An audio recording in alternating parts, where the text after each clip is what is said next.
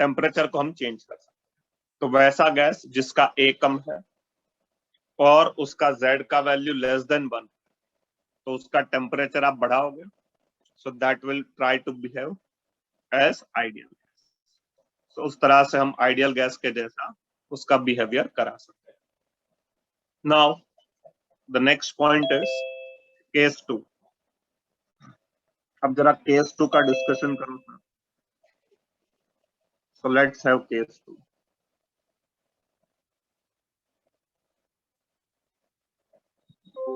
Case 2 की अगर हम बात करें, so we have high pressure and low volume। आपने जो है प्रेशर बहुत ही ज्यादा रखा है और वॉल्यूम आपने कम रखा है।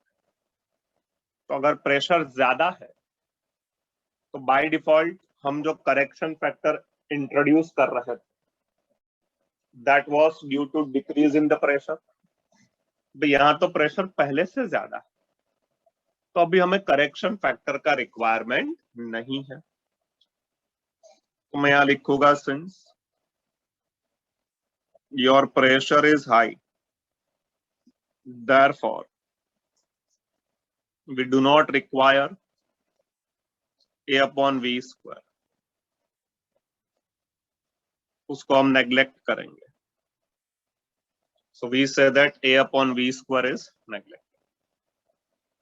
अब आपका इक्वेशन होगा P V minus B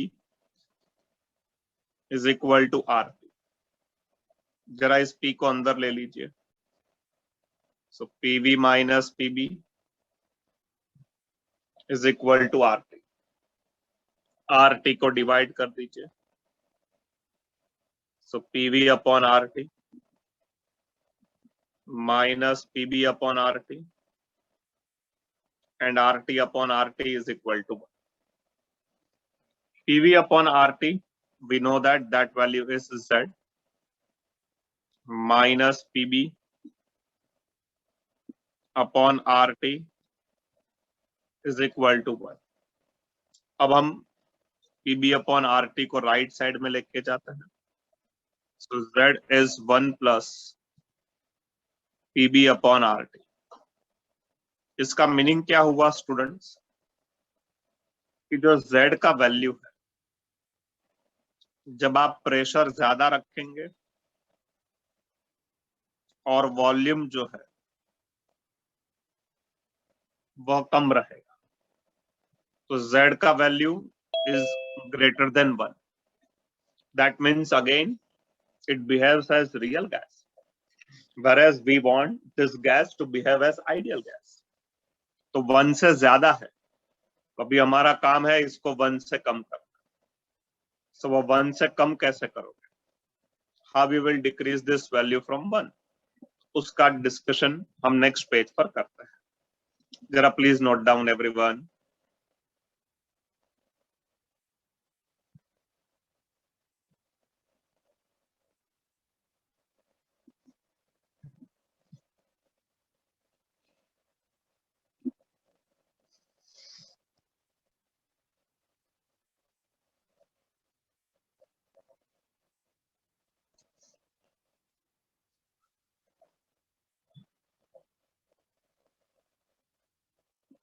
Z का value is greater than 1। Now our work is to decrease that value and make it to 1। चलो अब मैं पेज शिफ्ट करता हूं। तो वो कैसे आप निकालेंगे? तो जब आप यहां ऑब्जर्व करोगे तो प्रेशर उसको आप इग्नोर करेंगे, R को इग्नोर करेंगे, B और T से relationship. So you say that Z is directly proportional to B and it is inversely proportional to T। तो जो Z है वो B को डायरेक्टली प्रोपोर्शनल है और T को इनवर्सली प्रोपोर्शनल है। आपको Z को डिक्रीज करना है, तो Z को डिक्रीज करना है तो मैं क्या करूंगा? टेम्परेचर इंक्रीज करेंगे या तो फिर आप B को डिक्रीज करेंगे। So Z can be decreased by increasing temperature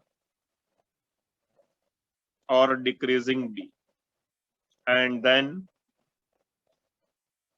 it will become Z will become 1. That means ऐसा गैस जिसका प्रेशर बहुत बहुत बहुत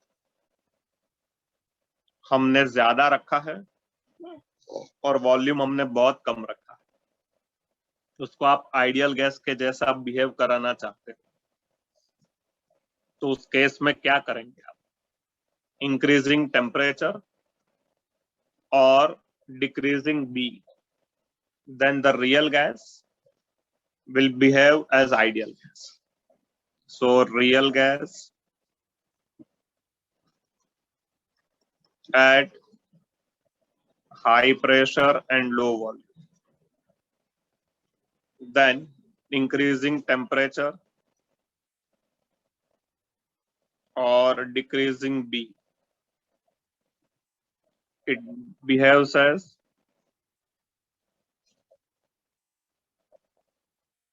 आइडियल गैस. तो रियल को आप आइडियल के जैसा बनाना चाहते हो तो आपको टेम्परेचर को इस तरह से चेंज करना पड़ेगा.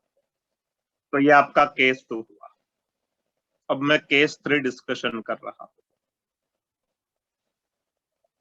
What is case 3 sir?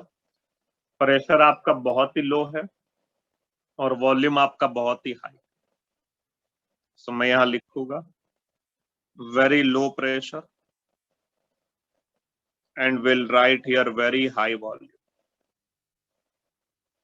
which is actually a requirement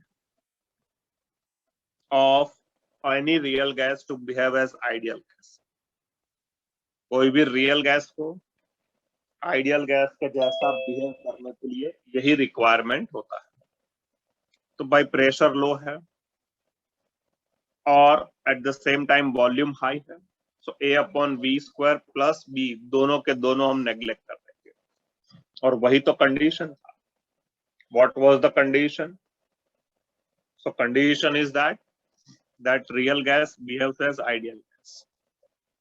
Therefore, real gas behaves as ideal gas at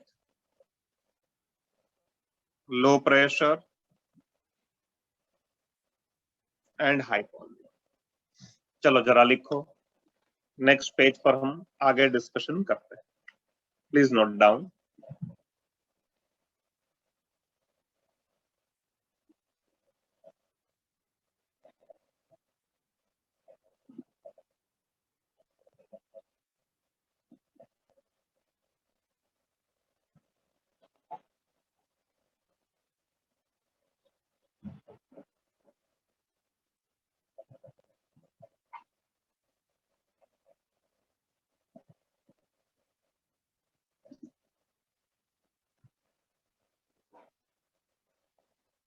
Then we'll start with liquefaction of a gas. Gas को आप लिक्विड में कन्वर्ट करना चाहते हो तो वो कैसे होगा और उसका क्या कॉन्सेप्ट है वो अभी हम नेक्स्ट पेज पर डिस्कशन करें. जैसे मैंने लास्ट लेक्चर में कहा था, आज के लेक्चर में हम चैप्टर खत्म करते हैं और जितने भी हमारे डाउट्स बचे हुए हैं हम कोशिश करते हैं कि वो आज कवर हो जाए.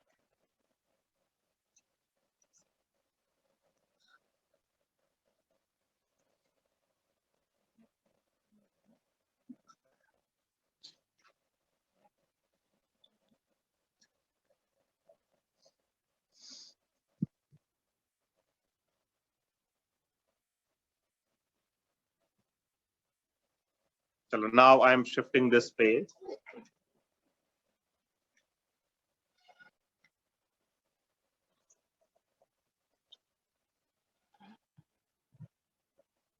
Liquefaction of gas.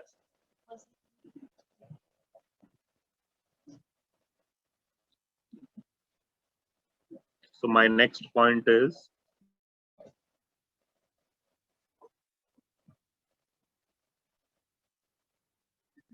Liquefaction of a gas.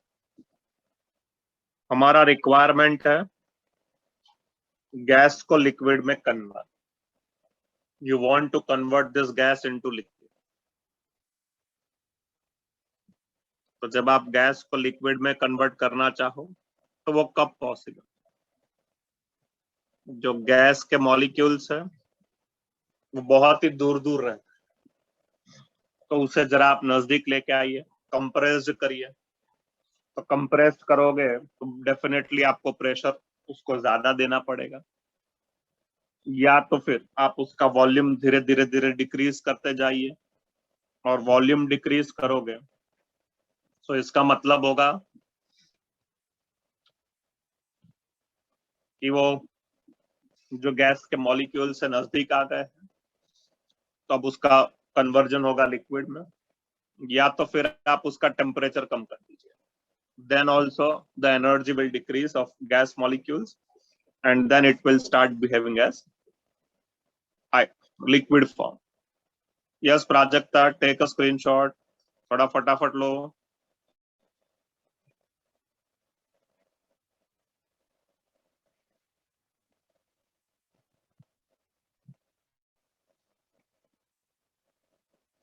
बस ना, और आगे चाहिए?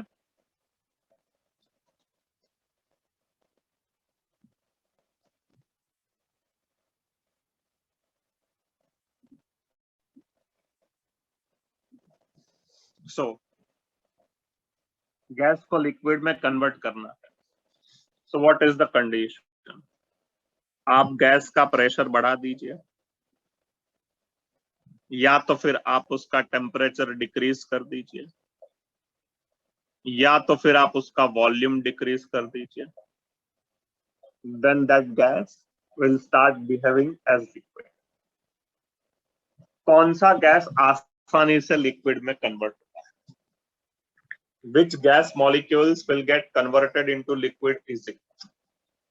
So by default मैं कह सकता हूं जिन गैस के मॉलिक्यूल्स के बीच में अट्रैक्शन ज्यादा है, या तो जिन मॉलिक्यूल्स का साइज छोटा है, वह गैस आसानी से लिक्विड में कन्वर्ट हो सकता है। So that gas can easily converted into liquid. फिर से एक बार, कौन सा गैस आसानी से लिक्विड में कन्वर्ट होगा? तो the gas in which the molecules has attractive force और the size of molecule is small. That means attractive force का ज्यादा होना means A should be high, और साइज का कम होना that means B should be low. तो वह गैस आसानी से लिक्विड में कन्वर्ट हो जाए। Now the next term is, we call it as critical temperature. Critical temperature. आप क्या टेम्परेचर रखोगे जिसके नीचे गैस लिक्विड में कन्वर्ट हो जाएगा? By changing temperature means by changing pressure and volume. समझो अगर मैं बात करता हूं वाटर की, तो वाटर 100 डिग्री पर वेपर में ही रहेगा। तो अगर आप कुछ भी कर लो, 100 डिग्री है तो प्रेशर जो चाहे वो चेंज कर लो, वॉल्यूम जो चाहे वो चेंज कर लो, that water vapor will not be able to convert into liquid. लेकिन अगर मैं बात करता हूं कि टेम्परेचर 50 डिग्री है, नो डाउट उसका टेम्परेचर ऑलरेडी ज्यादा है, लेकिन उसमें प्रेशर और वॉल्यूम को चेंज करके मैं वाटर वेपर को लिक्विड में कन्वर्ट कर सकता हूं। एक पर्टिकुलर टेम्परेचर जिसके ऊपर बाय चेंजिंग प्रेशर और volume gas cannot be converted into liquid. That temperature is called as critical temperature. फिर से एक बार, एक ऐसा मैक्सिमम टेम्परेचर जिसके ऊपर अगर आपने टेम्परेचर रखा तो आप कुछ भी कर लीजिए, वो gas will never be able to convert into liquid. That maximum temperature we call it as critical temperature. So what is the definition of critical temperature? तो उसका डेफिनेशन है, it is a maximum temperature above which gas cannot be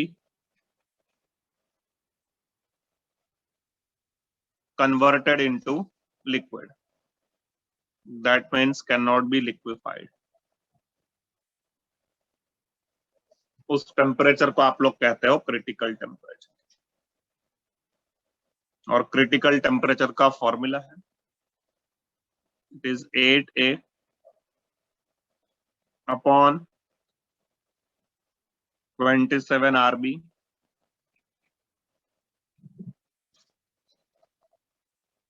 which is also equal to 8 upon 27 into Boyle's temperature. Boyle's temperature हमने last lecture में discussion किया था. सो हम यहाँ देखें तो बॉयल्स टेम्परेचर ज्यादा होता है और क्रिटिकल टेम्परेचर कम होता है. तो TC is less than TB. जरा लिखिए नेक्स्ट पेज पर, हम आगे डिस्कशन कर रहे हैं.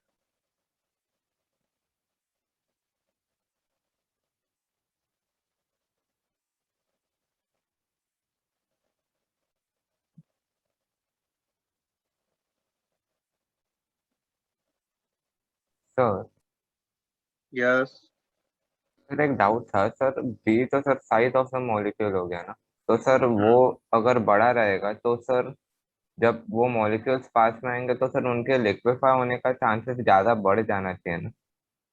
नहीं ना, वो मॉलिक्यूल्स में बाद में रिपल्शन होता रहेगा ना. ओके सर समझा sir, in that way. Yes sir. ठीक है. यस सर समझा सर. सो अभी हमारे पास दो गैस है. समझो एक का क्रिटिकल टेम्परेचर है 20 डिग्री और दूसरे का क्रिटिकल टेम्परेचर है 50 डिग्री. तो मैं कहूंगा कि भाई 50 डिग्री वाला जो गैस है वो आसानी से लिक्विफाइड हो जाएगा, और 20 डिग्री वाला जो गैस है उसको लिक्विफाइड करने के लिए हमें बहुत यहाँ वहां मेहनत करनी पड़ेगी. प्रेशर चेंज करो, वॉल्यूम चेंज करो. क्यों? क्योंकि भाई जिसका क्रिटिकल टेम्परेचर कम है तो अपना रूम टेम्परेचर ही 28 डिग्री होता है या 25 डिग्री होता है, तो हमें फिर उसके ऊपर प्रेशर और वॉल्यूम का चेंज करना पड़ेगा. सो इसी वजह से कहा जाता है कि ऐसे गैस जिसका क्रिटिकल टेम्परेचर हाई है वो आसानी से लिक्विफाइड हो सकते हैं. यस आर्यन लास्ट लेक्चर में प्रेजेंट थे.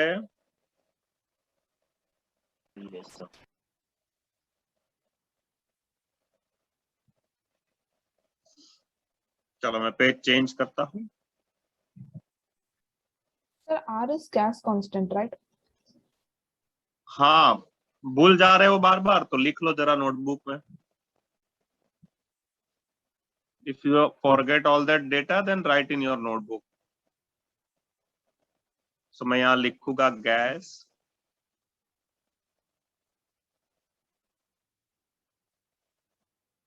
having high critical temperature. Critical temperature का हाई होना, दैट मीन्स उसका ए हाई है और जो बी है वो लो है, तभी तो TC हाई होगा. कैन बी लिक्विफाइड इजीली, उसको आप आसानी से लिक्विफाइड कर सकते हैं. नेक्स्ट जो टर्म हम डिस्कशन करेंगे that we call it as critical pressure.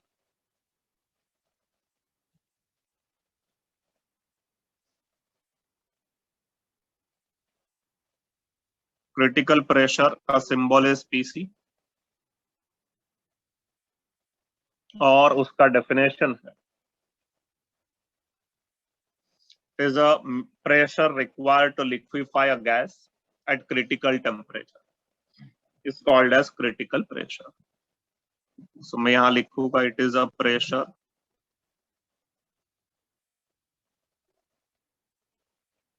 required to liquefy gas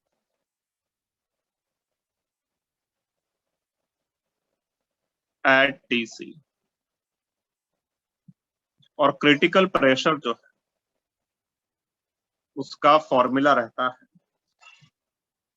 the formula of critical pressure is A/27B². This is what the formula of critical pressure is. So critical temperature पर जो pressure आपका रहेगा, so that gas will be converted into liquid, that pressure is called as critical pressure. जरा लिखिए, next page पर we'll discuss critical volume. Yes Aryan, last lecture में तुम present थे?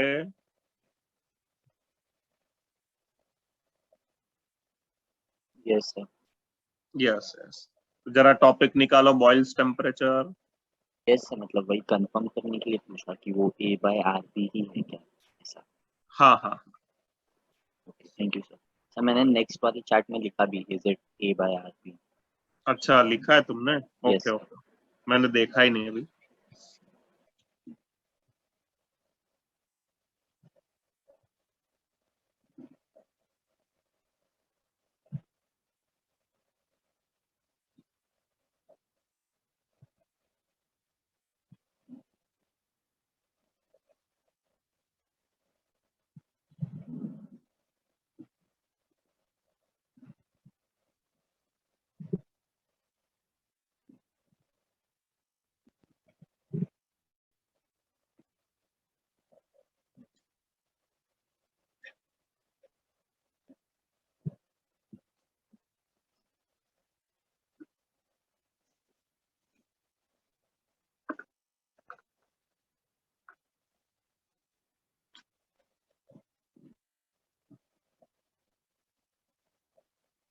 Sure, just please be in the lecture. Lecture में 9:30 के बाद, after the lecture 9:30 से मैं आपको हेल्प कर दूंगा, ठीक है? I will help you out after 9:30. चलो, now I am shifting this page. 9:15 को एक रिमाइंडर मुझे शेयर कर देना, ठीक है? My next point is critical volume. We call it as VC. What is critical volume?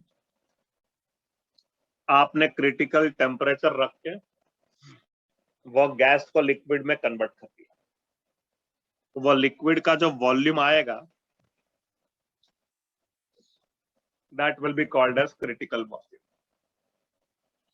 सो मैं कहूंगा कि जो वॉल्यूम गैस का लिक्विफाइड होगा एट TC एंड PC, उसी को कहा जाएगा critical volume.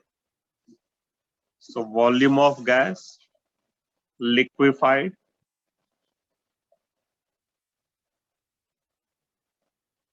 at critical temperature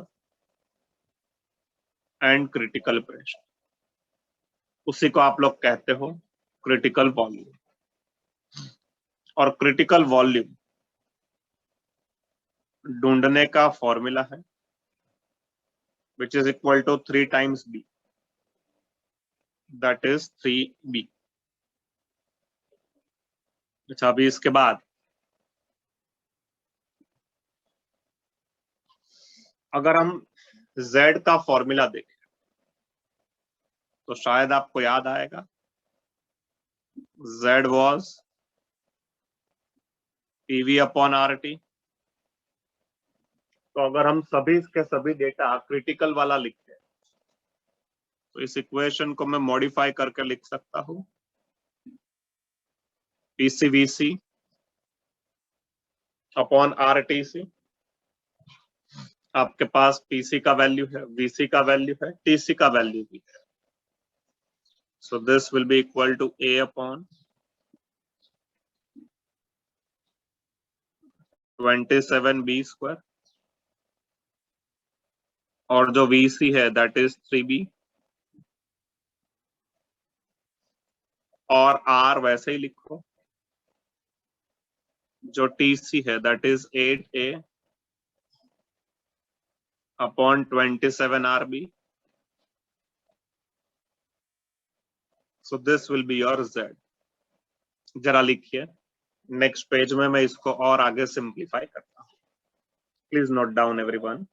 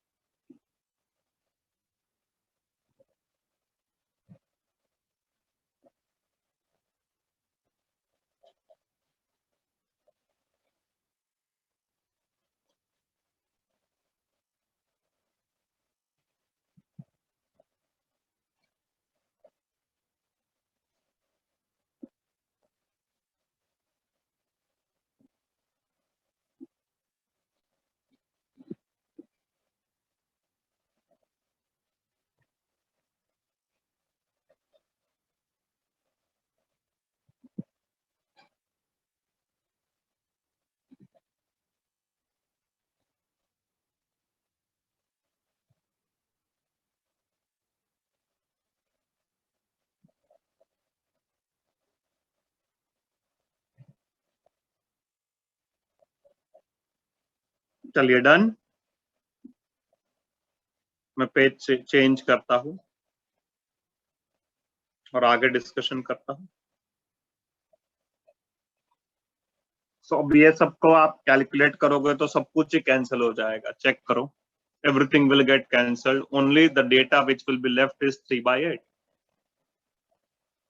सो यहां से मुझे पता चला Z is equal to 3/8. But Z है क्या? It is PCVC upon RTC and that is equal to 3/8. तो क्रिटिकल के लिए आप याद रखोगे your data. That means for critical data, PCVC is equal to Z into 3/8 into RTC. ये आपको याद रखना. अभी एक ऑर्डर लिख लेते हैं. कौन सा गैस आसानी से लिक्विफाइड हो पाए? वो मैंने ऑलरेडी बोला, जिसका A ज्यादा होगा, B कम होगा, TC ज्यादा होगा और PC ज्यादा होगा. सो मैं यहां लिखता हूं order of liquefaction. Order of liquefaction. Which gas will liquefied easily? कौन सा गैस आसानी से liquefied? H2O, then SO2, H2O सबसे पहले लिक्विफाइड होता है, then SO2, then Cl2, then NH3, उसके बाद HCl, then CO2, then CH4, then CO, then we have O2, then argon, then N2, then H2, and then helium. जब मैं बात करता हूं वाटर की, तो इन केस ऑफ वाटर जो A है, TC है, PC है, that is very very very very high, और जो B है that is very very very very low. This is for water. whereas helium के केस में पूरा उल्टा है. A, TC, PC is very very very very low, और B जो है that is very very very very high. So इसीलिए H2O बहुत ही आसानी से लिक्विड में कन्वर्ट हो जाता है, water vapour, whereas helium liquid में कन्वर्ट नहीं हो पाता. तो जब हम लेफ्ट टू राइट चले, that means when we move from water to helium, so जो A है, A, TC एंड PC, इन सब का वैल्यू डिक्रीज होते जाता है, लेकिन B का वैल्यू इंक्रीज होते जाता है. So when we move from left to right, A, TC, PC decreases और B का वैल्यू इंक्रीजेस. चलिए जरा लिखिए नेक्स्ट पेज पर, उसको भी हम लिख लेते हैं. ये ऑर्डर सभी स्टूडेंट्स लर्न करेंगे. हाँ, क्वेश्चन स्ट्रेट फॉरवर्ड एग्जाम में आते हैं. Sir yes please. सर ए और टीसी का तो सर लॉजिक समझा सर कि वो हाई होना चाहिए सर, पर पीसी क्यों ऐसे हाई होना चाहिए सर? Yes, पीसी तो सर लो रहना चाहिए ना सर, तो इजीली लिक्विफाई हो जाएगा. नहीं, लो करोगे तो कैसे होगा? तो फिर मॉलिक्यूल्स दूर दूर हो जाएंगे. नहीं नहीं सर सर, मैं मतलब जैसे टेम्परेचर हाई करने, जैसे 27 से हम लोग 35 पे गए, तो उस पे तो लिक्विफिकेशन के चांसेस कम रहेंगे ना.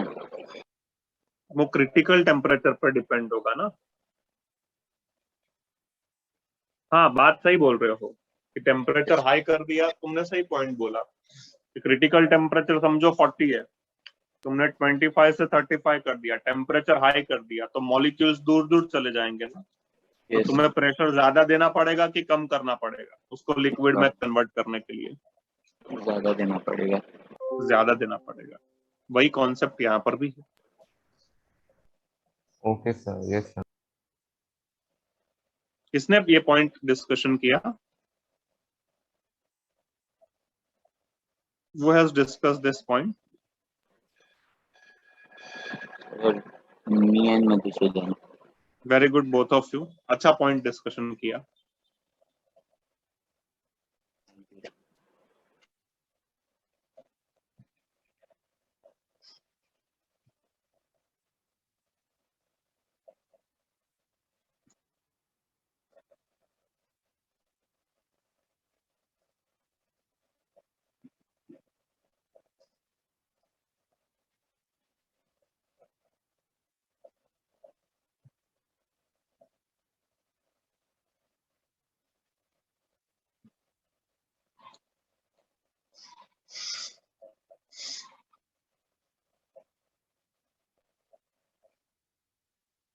चलो, now I am shifting this page. So we have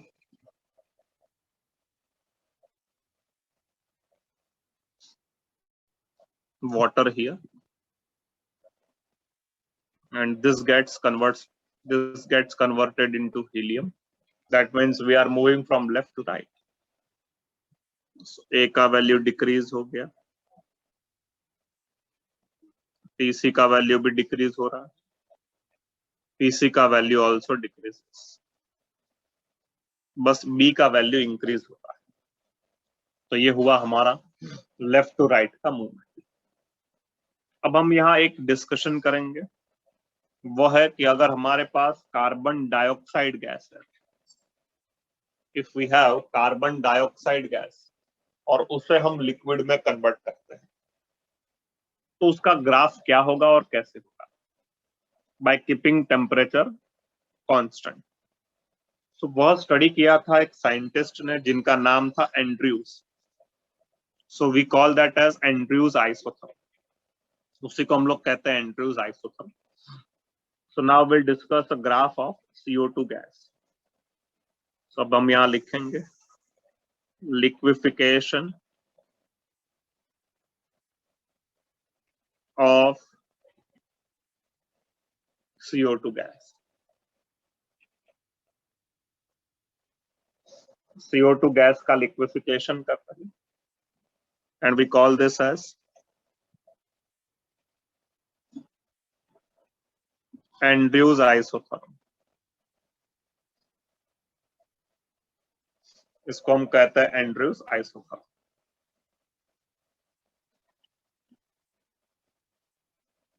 अगर हमारे पास CO2 गैस है तो उसको लिक्विड में कन्वर्ट करना है, उसका critical temperature is 31 degree Celsius और उस टाइम पर जो प्रेशर लगता है which is 74 atmosphere and critical volume जो है that is around 96 centimetre cube. चलो जरा लिखो यहां तक। नेक्स्ट पेज में मैं आपको ग्राफ ड्रॉ करके एक्सप्लेन करता हूं। Please note down everyone.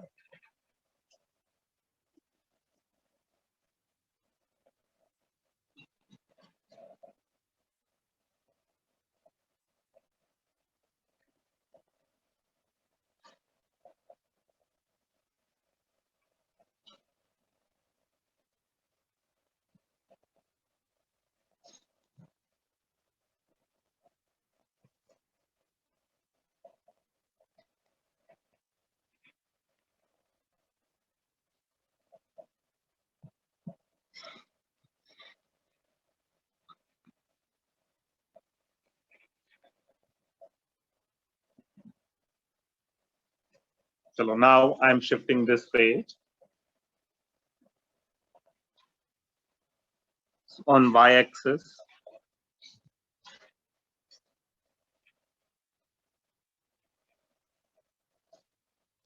will take pressure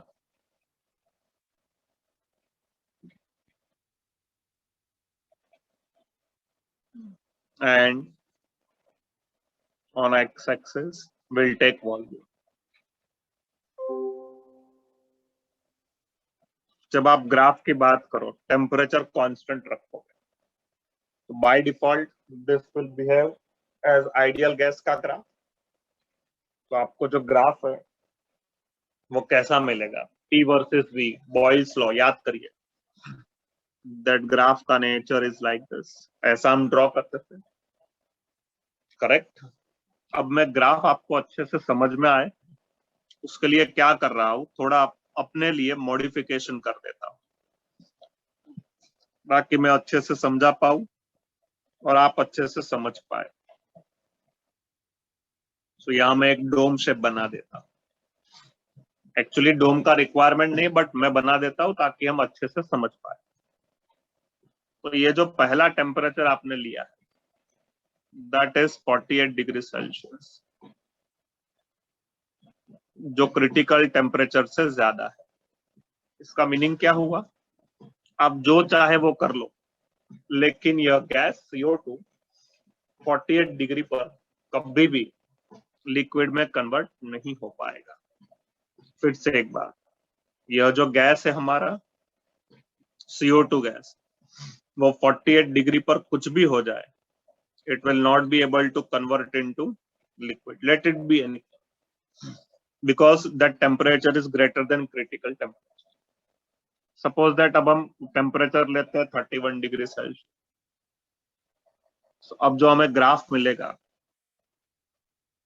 वो ग्राफ कुछ इस तरह से होता है। So this is your 31 degree Celsius which is a critical temperature, जिसको हम लोग T2 कहेंगे। and my T2 is only Tc. तो इस 31 डिग्री सेल्सियस पर आपको जो प्रेशर मिल रहा है, समथिंग हियर, उसको हम लोग कहेंगे critical pressure. At the same time जो आपको वॉल्यूम मिलेगा, that we call it as critical volume. Dome के राइट साइड में गैसियस स्टेट हमें दिखेगा. डोम के अंदर इक्विलिब्रियम स्टेट होगा बिटवीन गैस एंड लिक्विड. और जो डोम के लेफ्ट साइड में है, वहां हमें खाली लिक्विड स्टेट देखने मिलेगा. तो डोम के राइट साइड में ओनली गैस, डोम के अंदर गैस प्लस लिक्विड, और डोम के लेफ्ट में लिक्विड स्टेट हमें दिखता है. अगर हम 21 डिग्री सेल्सियस लेते हैं, if we take a temperature of 21 degree Celsius, so यह ग्राफ का मीनिंग क्या हो? 21 is less than critical temperature. Yes sir, it is less than critical temperature. तो वह आसानी से लिक्विड में कन्वर्ट होगा. इसलिए जब आप धीरे धीरे धीरे धीरे प्रेशर बढ़ाते जाओगे, you start from here, this is your T3 which is around 21 degree Celsius. तो जब आप धीरे धीरे प्रेशर बढ़ा रहे हो, तो एक पर्टिकुलर प्रेशर पर, let's say this pressure which we call it as P3. P3 is the pressure at temperature T3. वह गैस लिक्विड में कन्वर्ट होना शुरू होगा और फिर वह सडनली एक साथ लिक्विड में कन्वर्ट हो जाएगा. सो दैट प्रेशर P3 वह प्रेशर है जिसपे गैस लिक्विड में कन्वर्ट होना शुरू होता है. See now check it out, it is less than PC. Critical pressure से वो वैल्यू कम. ना अगर हम टेम्परेचर लेते हैं 13 डिग्री सेल्सियस, तो वो तो और भी कम हो जाएगा. उसमें भी हमें कुछ इस तरह से ही ग्राफ देखने मिलेगा. In that also will be having a graph like this one. ये आपका T4 हो गया. सो स्लोली स्लोली जब आप इसका प्रेशर इंक्रीज करोगे 13 डिग्री पर, सो हमें पता चलेगा कि वह गैस कन्वर्ट होगा लिक्विड में एट अ प्रेशर P4. तो अगर आप ग्राफ को ऑब्जर्व करो ध्यान से, तो आप लिख पाएंगे T1 सबसे ज्यादा है, then T2, then T3 and then T4. Pressure की बात करो तो क्रिटिकल प्रेशर ज्यादा, then P3 and then P4. So this is the order of temperature and pressure. चलो जरा लिखो, नेक्स्ट पेज पर हम आगे डिस्कशन करते हैं. Please note down everyone.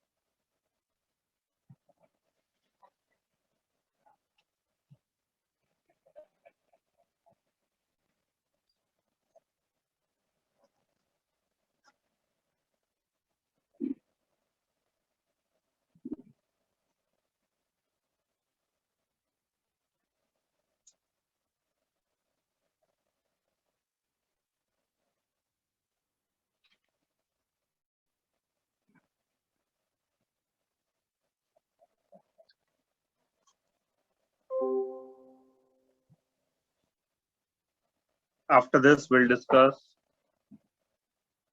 inversion temperature.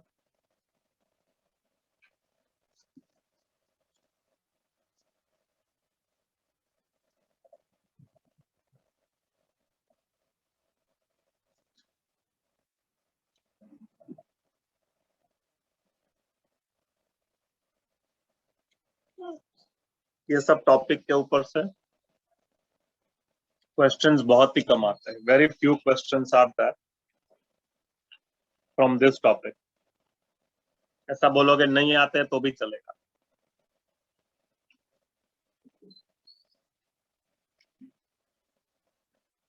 Now I'm shifting this page.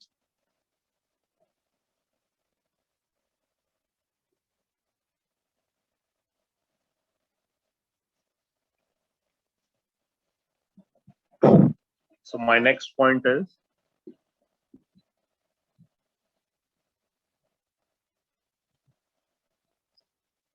inversion temperature.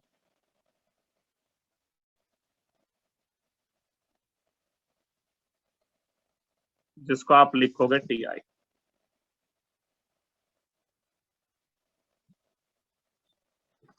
What is inversion temperature?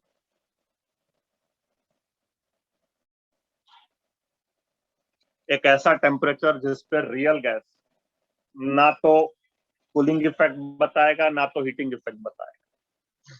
Cooling effect मतलब gas जो है कूल हो जाएगा, ठंडा हो जाएगा, और हीटिंग इफेक्ट मतलब गैस का टेम्परेचर बढ़ेगा. तो दोनों इफेक्ट नहीं बताएगा. It will be a neutral. That temperature is called as inversion temperature. तो इसका डेफिनेशन ऐसा होता है.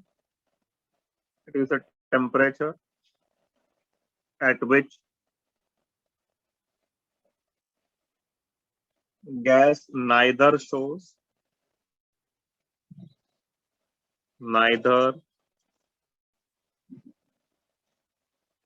cooling effect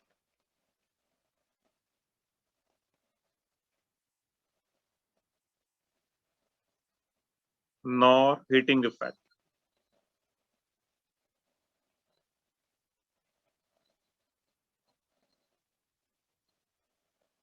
During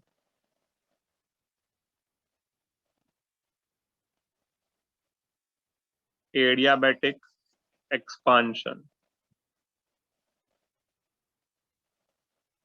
Adiabatic expansion. What is adiabatic process? एक ऐसा प्रोसेस जिसमें हीट एंटर भी नहीं होगा और लीव भी नहीं, तो उस प्रोसेस को एडियाबेटिक प्रोसेस कहते हैं. तो एडियाबेटिक प्रोसेस में हम एक ऐसा टेम्परेचर रखेंगे जिसमें गैस ना तो एक्सपांड होगा, दैट इज ना तो कूलिंग इफेक्ट बताएगा और ना ही हीटिंग इफेक्ट बताएगा. उस टेम्परेचर को हम लोग कहते हैं इन्वर्जन टेम्परेचर. मैं एक और बार बोलता हूँ. Let me tell this one more time. In an adiabatic process, what is adiabatic process? The process in which heat cannot enter or leave. तो उसको बोलते हैं adiabatic process. तो उस adiabatic process में हम टेम्परेचर एक ऐसा रख देंगे so that उस गैस का ना तो कूलिंग होगा ना तो हीटिंग होगा. That is called as inversion temperature. Is called as inversion temperature. और inversion temperature उसका फॉर्मूला होता है. The formula for inversion temperature is 2A upon RB. A upon RB is Boyle's temperature. So हम कहेंगे कि inversion temperature is 2 times Boyle's temperature. So this is the formula of inversion temperature. Now after this, we have a concept called as collision frequency.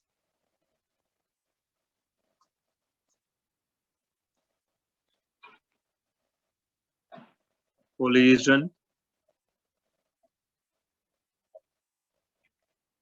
frequency, जिसको आप Z लिखोगे.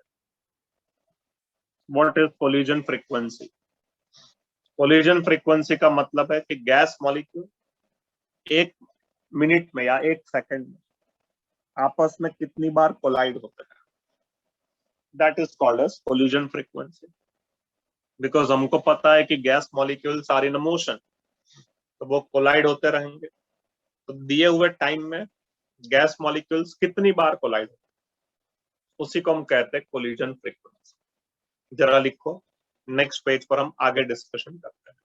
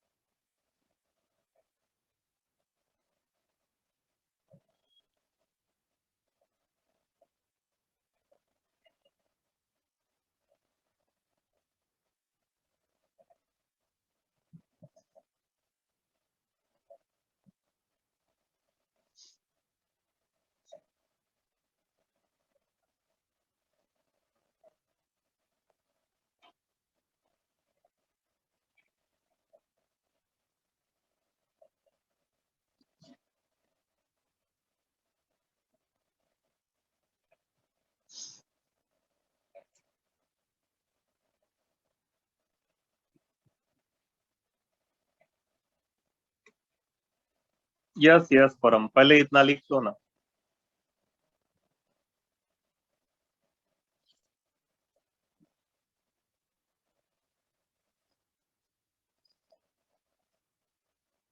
First you please note down.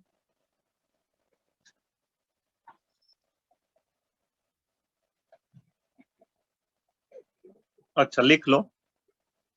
चलो आगे बढ़ने से पहले जरा मुझे बताइए, how many of you understood today's lecture? अभी जो हमने पिछले 1 आवर में डिस्कशन किया, जिन जिन स्टूडेंट्स को समझा है जरा रेज हैंड करो, और अगर नहीं समझा है तो मैसेज शेयर करो, आई विल री explain. All students please reply.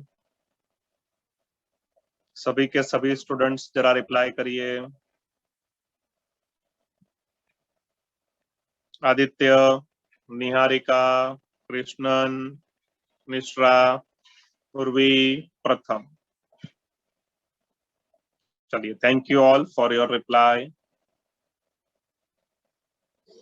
अभी कोलिजन फ्रीक्वेंसी मैंने ऑलरेडी आपको कहा कि गैस मॉलिक्यूल्स दिए हुए टाइम में कितने बार आपस में कोलाइड हो, that we call it as collision frequency. तो इसका डेफिनेशन कुछ ऐसा लिखा जाता है,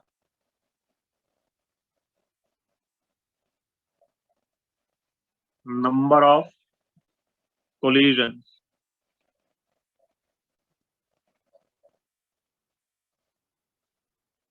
gas molecule undergoes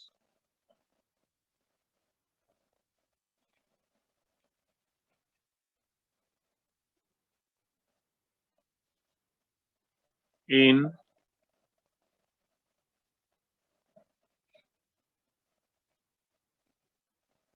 unit time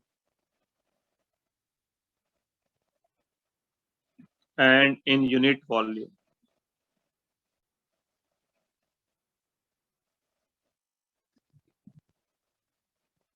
is called as collision frequency।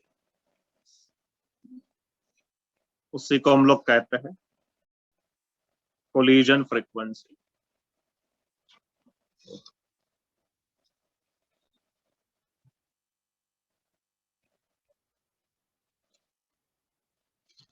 collision frequency का formula Z is equal to 1 upon root 2 pi into C bar, that is average velocity, sigma square into n square। मैं सब लिख लेता हूं। C bar is your average velocity, sigma is molecular diameter, sir ये जरा detail में समझाओगे? Sure. समझो एक मॉलिक्यूल में 2 एटम्स, उसके एक सेंटर से दूसरे सेंटर का जो डिस्टेंस है ना, उसी को हम लोग सिग्मा कहते हैं। So this sigma is molecular diameter. N का मैं डेटा नेक्स्ट पेज पर लिखता हूं, यहाँ जगह खत्म हो गया, तो जरा प्लीज लिख लीजिए सभी स्टूडेंट्स।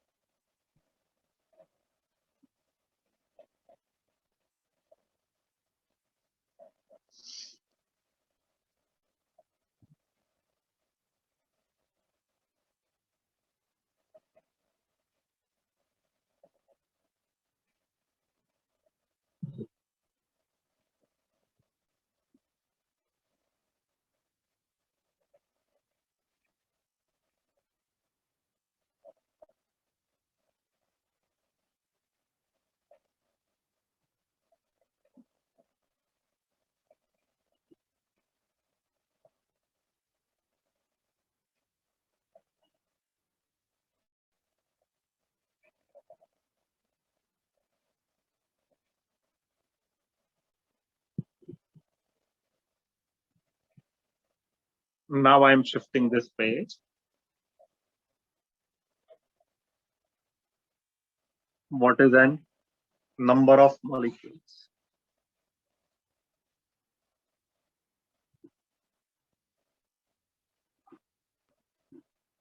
चलो next, mean free path.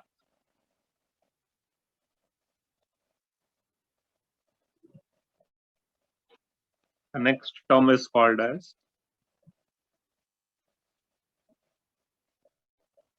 mean free path.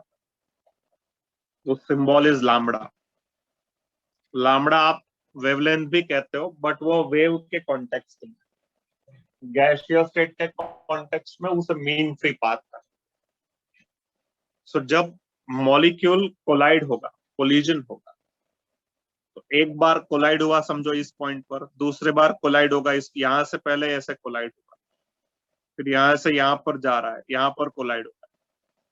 तो यह कोलिजन और यह कोलिजन के बीच में जो डिस्टेंस ट्रेवल्ड किया इस मॉलिक्यूल ने, उसी डिस्टेंस को हम लोग कहते हैं मीन फ्री पाथ। मॉलिक्यूल एक बार लेफ्ट में कोलाइड हो गया, फिर वो राइट में घूमना चालू किया, तो जब वो वहां तक गया तो वहां फिर से कोलिजन हुआ। तो लेफ्ट वाला कोलिजन और राइट वाला कोलिजन के बीच में जो डिस्टेंस कवर किया मॉलिक्यूल ने, that distance we call it as mean free path. तो इसका डेफिनेशन ऐसा होता है, इट इज अ डिस्टेंस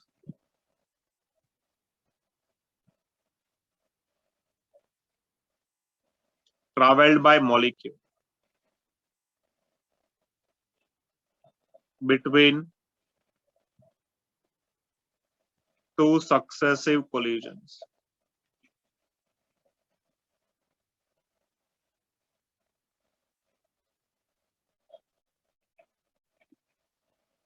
उसी को कहा जाता है मीन फ्री पाथ। तो अगर लैम्बडा रहे, लैम्बडा, उसका formula it is 1 upon under root of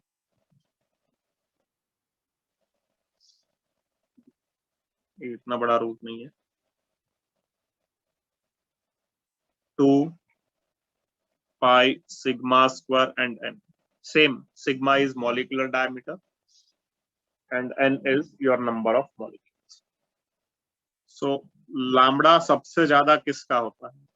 तो कुछ मॉलिक्यूल्स का lambda, just for your reference मैं लिख देता हूं, हीलियम का सबसे ज्यादा, then hydrogen, then O2 and then N2। तो इस तरह से हम order of lambda that is mean free path लिखते हैं। तो यहाँ gaseous state part complete. Liquid state, उसका इंट्रोडक्शन इस चैप्टर में थोड़ा थोड़ा दिया जाता है, तो वो इंट्रोडक्शन में नेक्स्ट पेज पर डिस्कशन करता हूँ। ज्यादा डिटेल 12th में पढ़ाया जाता है लिक्विड स्टेट को, अभी थोड़ा थोड़ा इंट्रोडक्शन टर्म्स का दिया जाता है, सो विल डिस्कस दैट।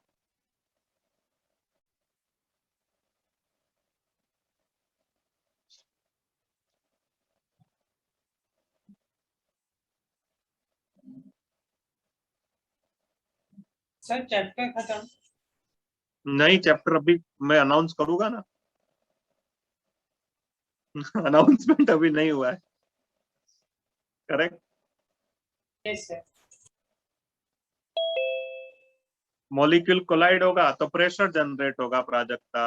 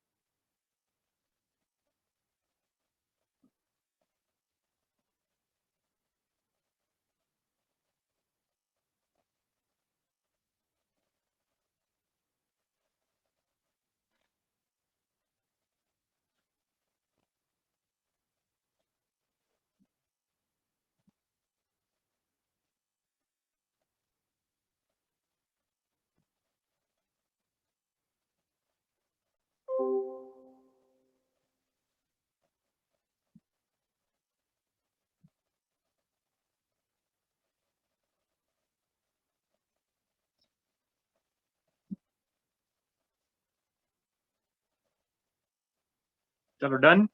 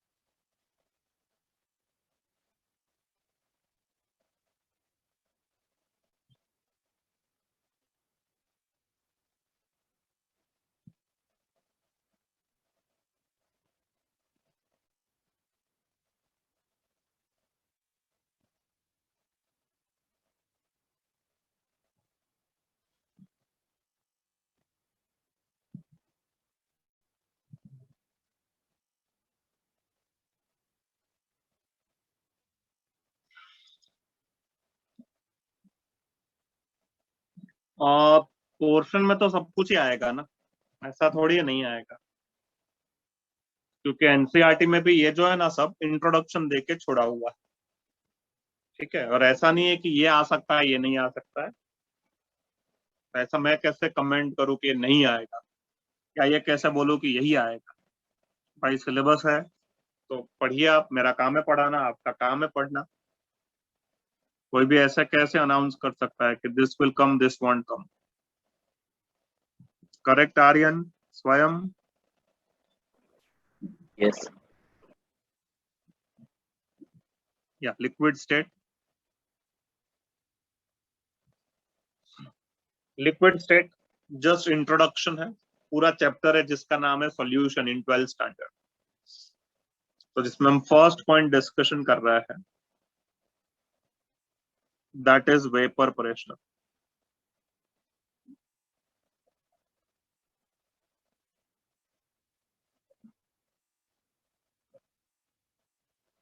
जिसको हम लोग लिखेंगे as VP.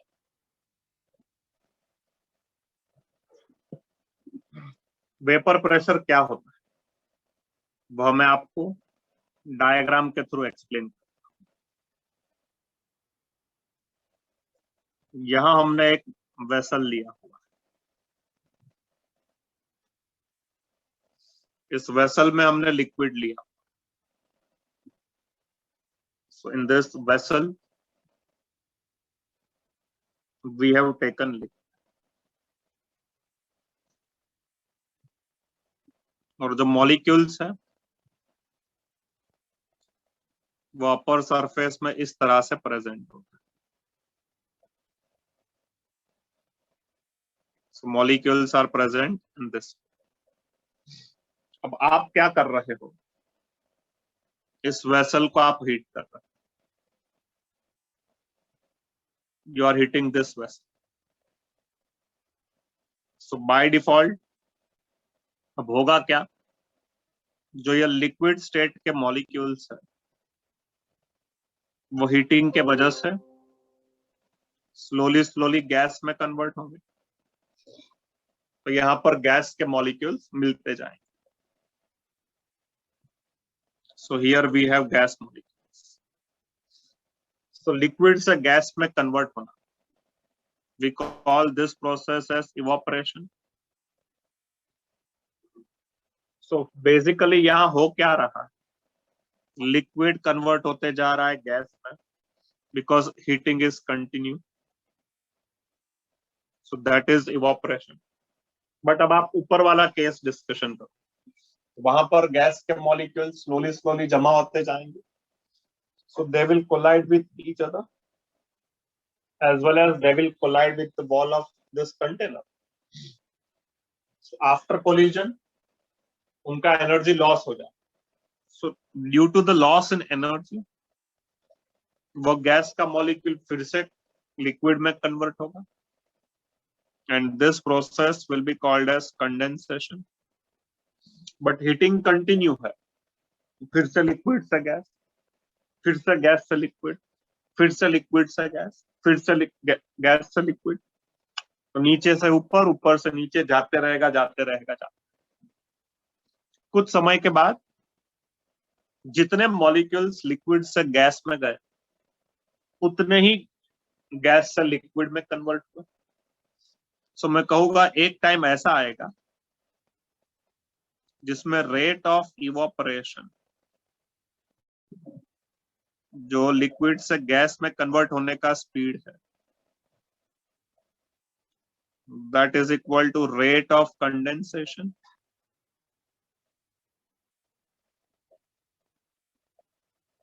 the rate of evaporation is same as rate of condensation. तो उस स्टेट को हम लोग कहते हैं इक्विलिब्रियम स्टेट। therefore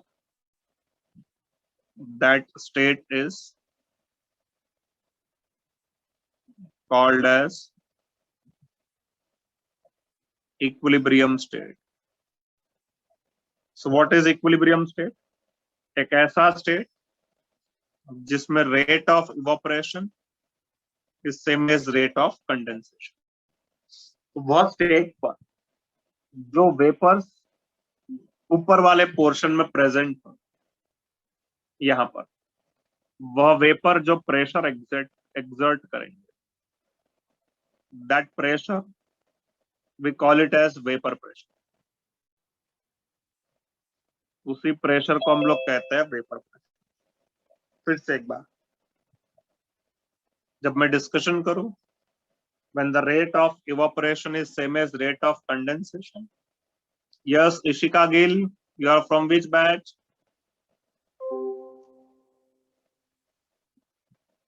चलिए, thank you all for reminding me. When the rate of evaporation is same as rate of condensation, so that state will be called as equilibrium state. तो यहाँ पर जो वेपर्स जनरेट होंगे वह pressure generate करें, that pressure is called as vapor pressure. तो इस तरह से यह वेपर प्रेशर का कॉन्सेप्ट होता है। जरा लिख लीजिए, नेक्स्ट पेज में हम इसका डेफिनेशन लिखते हैं और एक पॉइंट आगे डिस्कशन करते हैं। Please note down.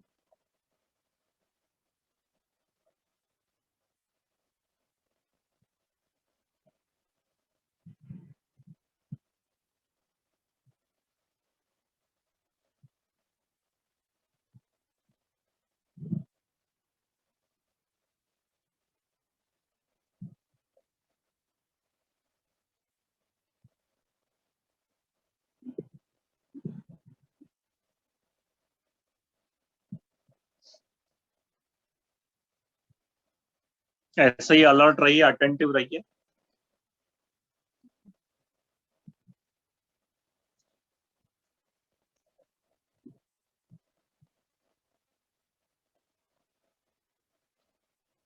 चलो मैं पेज शिफ्ट कर रहा हूं। So the definition is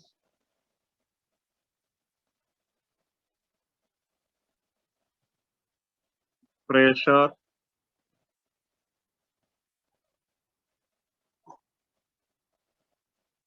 exerted by vapors of a liquid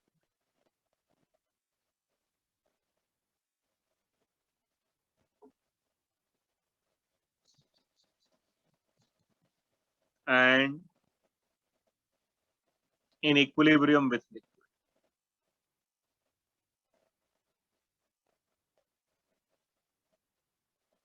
And in equilibrium with liquid is called as vapor pressure. और बाय डिफॉल्ट है कि अगर आप टेम्परेचर कम रखोगे तो वेपर्स कम मिलेंगे, टेम्परेचर बढ़ाओगे तो वेपर्स भी बढ़ेंगे। Hence we say that vapor pressure is directly proportional to temperature. Temperature बढ़ाओगे वेपर्स बढ़ेगा, टेम्परेचर कम करोगे वेपर्स कम हो जाएगा। The second point is boiling point.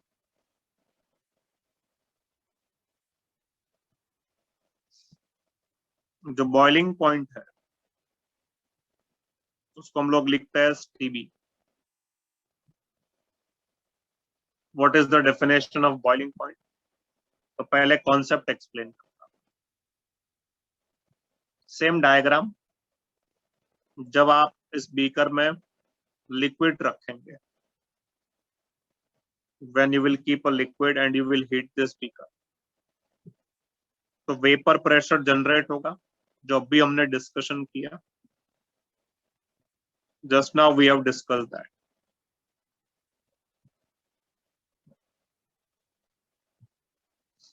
कि यहां जो है वेपर प्रेशर जनरेट होगा। Let's say this is here,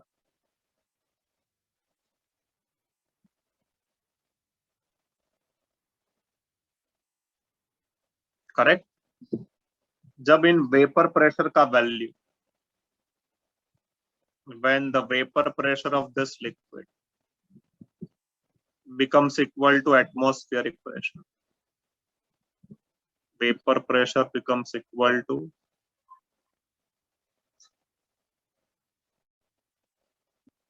atmospheric pressure,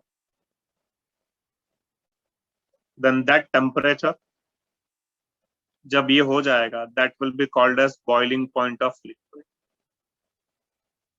तो ऐसा टेम्परेचर जिस पे लिक्विड का जो वेपर प्रेशर है वो एटमॉस्फेरिक प्रेशर के जितना होता है, उसी को हम लोग कहते हैं boiling.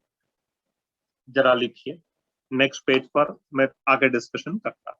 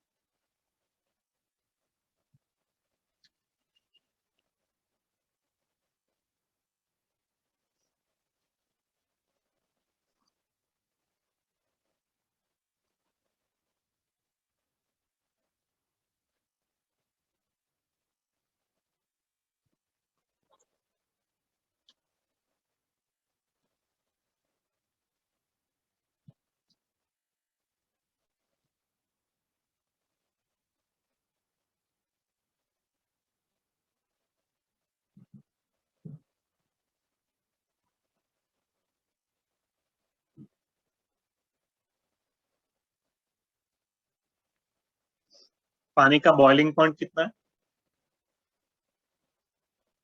100 degree Celsius. Boiling point of water is 100 degree 100 degree. इसका मतलब क्या? 100 डिग्री पर जो वाटर का वेपर प्रेशर है, that will become 1 atmosphere, and hence that 100 degree is called as boiling point of water.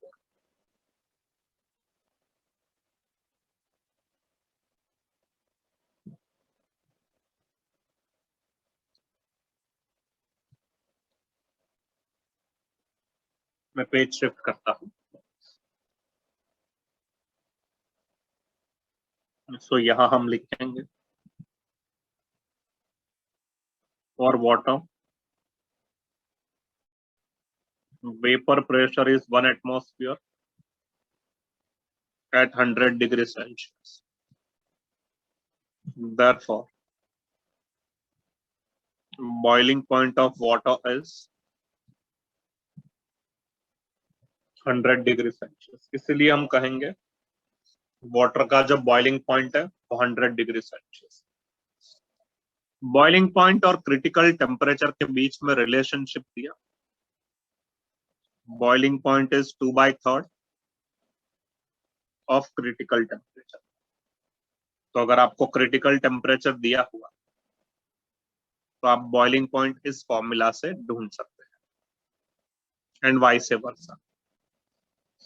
इसके बाद जो थर्ड पैरामीटर है वो फिजिक्स में पढ़ा जाता है। चैप्टर का नाम ही है सरफेस टेंशन। क्या आपके पढ़ने में आया सरफेस टेंशन? नो सर, अभी तक नहीं। अभी तक शुरू नहीं किया है? शायद 11th में कि No, 12th sir. में, मुझे याद नहीं है, but it is there in a physics full chapter surface tension. मैं अभी थोड़ा इंट्रोडक्शन दे दूं, उसमें जितना केमिस्ट्री में रिक्वायरमेंट है उतना मैं डिस्कशन करूंगा। What is surface tension? Surface के ऊपर जो अनबैलेंस्ड फोर्स एक्ट होता है डाउनवर्ड डायरेक्शन में, that force is called as surface tension. जैसे आपने यहां एक बीकर लिया, in this beaker you have taken water. आपके पास दो मॉलिक्यूल्स, एक है जो मिडल में है और दूसरा है जो अपर सरफेस। जो मॉलिक्यूल मिडल में है उसको सब जगह से equal force of attraction as well as repulsion मिलेगा। लेकिन जो अपर वाले लेयर में है उसको प्रॉब्लम है, उसको ऊपर वाले पोर्शन से अनबैलेंस फोर्स हो जाएगा। जो मिडल में था उसको तो चारों ओर से इक्वल आ रहा है, बट जो ऊपर वाला है उसको अनबैलेंस्ड फोर्स होगा। तो उसका नेट रिजल्टेंट कहां? So this molecule will have unbalanced force। इसके ऊपर अनबैलेंस्ड फोर्स होगा और उसका जो रिजल्टेंट फोर्स है, फोर्स रिजल्टेंट, वो कहाँ जाएगा? So it will act in the downward direction. इस तरह से वो डाउनवर्ड डायरेक्शन में एक्ट होगा। तो जो रिजल्टेंट फोर्स ऐसे डाउनवर्ड डायरेक्शन में एक्ट होता है उसी को हम लोग कहते हैं surface tension. So we call this force as surface tension. और उसको बैलेंस करने के लिए यहाँ पर दूसरा कोई आ जाएगा तो उसके साथ बॉन्ड बनाएगा और वो बैलेंस हो जाएगा। बट हमें तो फिलहाल सरफेस टेंशन का डिस्कशन करना है। So force per unit length acting perpendicular to the surface of a liquid is called as surface tension. So जो फोर्स इस सरफेस में एक टेंजेंशियल लाइन ड्रॉ करो, जो मैंने ऑलरेडी किया, और उसके परपेंडिकुलर डाउनवर्ड डायरेक्शन में एक्ट होगा, उसी को कहते हैं सरफेस टेंशन। लिखिए नेक्स्ट पेज पर हम इसका डेफिनेशन लिखते हैं।